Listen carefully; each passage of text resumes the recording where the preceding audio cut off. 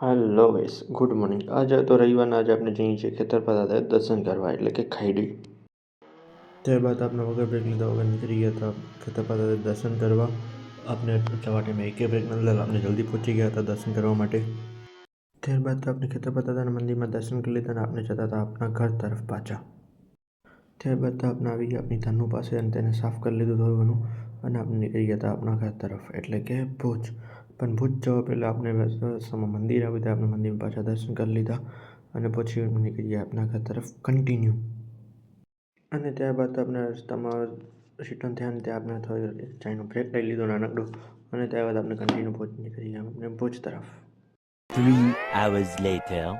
પછી આપણે પહોંચી ગયા ભુજ અને આપણે જમીને ઊભા થયા હતા ત્યાં આપણે આવી ગયો જીકેચનનો ફોન, કેમ કે મારા કાકાને હોસ્પિટલમાં ઇમરજન્સીમાં એડમિટ કર્યા હતા. આપણે ગયા હતા તેને મળવા.